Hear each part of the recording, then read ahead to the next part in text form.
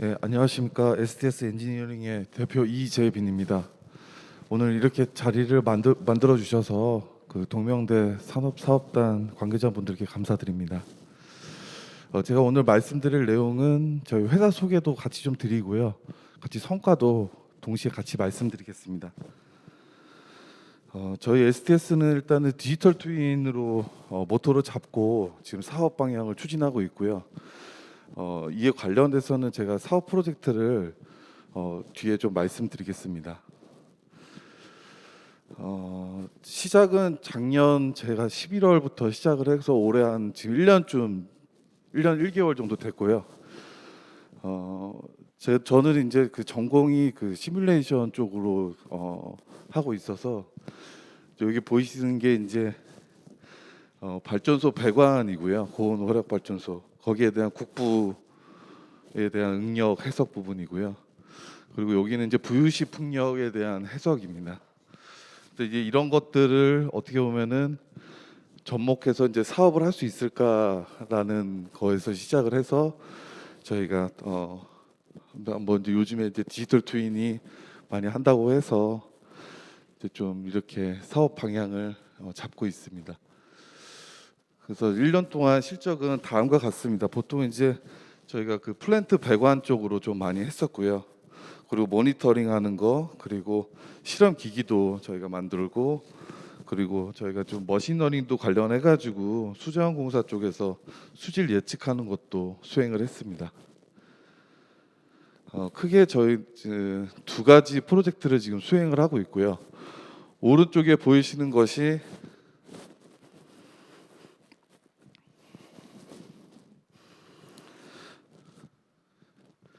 동명대 URP 사업단에서 지원받아서 지금 수행을 하고 있는 거고요.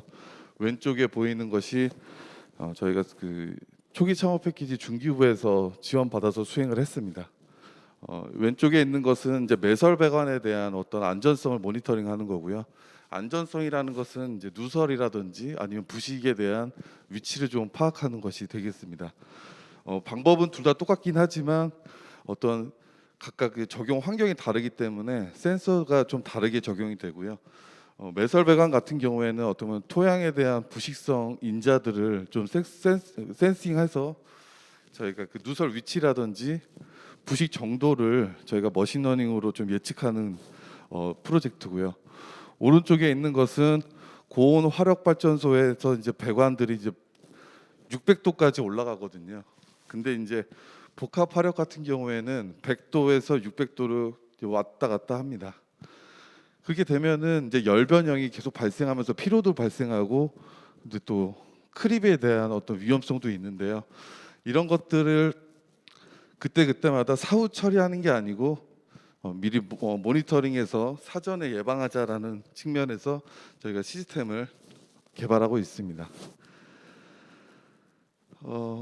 그래서 아까 매설 배관 같은 경우에는 다목적 부식성 인자를 측정하는 센서를 저희가 이제 만들어서 시험 성적서까지 나왔고요.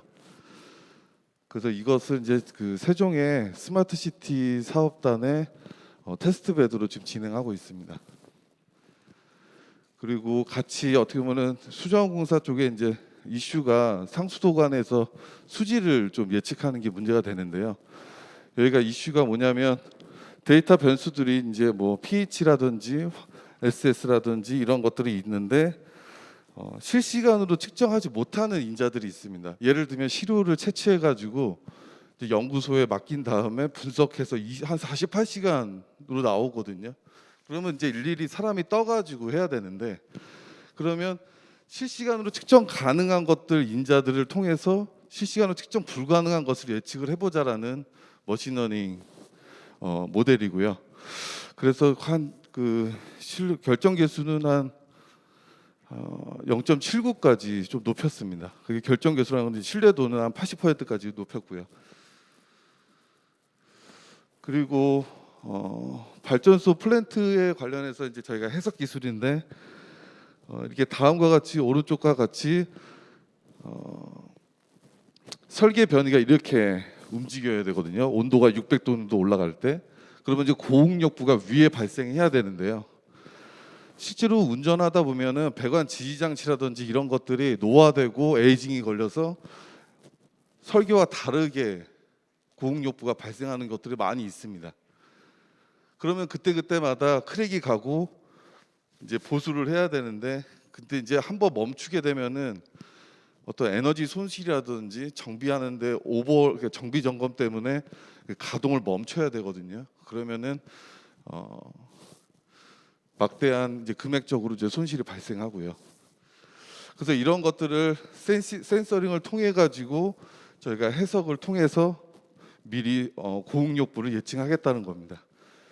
근데 여기서 이제 제가 디지털 트윈 관련해서는 보통 해석을 할 때 문제가 뭐냐면 설계 도면 가지고 모델링을 하는 경우가 많이 있거든요.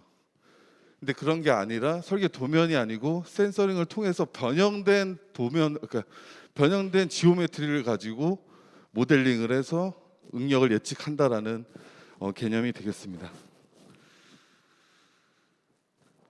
그래서 이제 여기에 필요한 인풋 데이터가 이제 그 센서가 필요하겠는데요.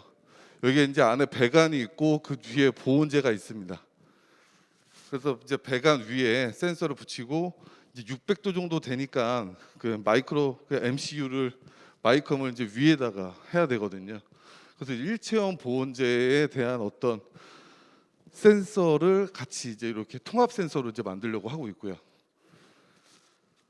그래서 이제 목표는 이런 테스트 베드를 만드는 것이 URP의 목표였습니다. 그리고 오른쪽 하단에 있던 것들은 그러면 이렇게 국부적인 응력이 걸렸을 때 그러니까 국부적인 응력이 걸렸을 때 그 응력이 얼만큼 되느냐를 예측해보는 머신러닝 예시가 되겠고요. 그래서 이 URP 성과로는 이렇게 왼쪽 그림과 같이 센서를 5개를 만들었고요. 이제 이게 보온재로 어떻게 보면 모델을 스케일 다운한 거라고 보시면 될 것 같습니다. 그리고 오른쪽에 있는 것들은 요거는 이제 그 FBG라고 해서 이제 그 광섬유 변형률 센서가 되겠고요. 왜냐하면 일반 변형률 센서 같은 경우에는 한 달 정도밖에 모니터링하기가 쉽지가 않습니다. 왜냐하면 온도가 600도 정도 되는데 쉽게 이제 그 오차도 계속 누적이 되고요. 근데 이제 광섬유 같은 경우에는 그런 전자기에 대한 간섭도 없고 신뢰성이 매우 높은 것으로 확인되고 있습니다. 그래서 이제 아까 그 테스트한 데이터를 가지고 저희가 머신러닝 해석한 데이터와 학습을 시켜서 이제 비교를 해봤을 때 결정 개수가 잘 나온다. 이게 일직선으로 잘 따라가면 예측이 잘 된다라는 것을 볼 수 있고요. 그래서 URP 성과로는 머신러닝 모델까지 개발하였습니다. 네, 이상입니다. 감사합니다.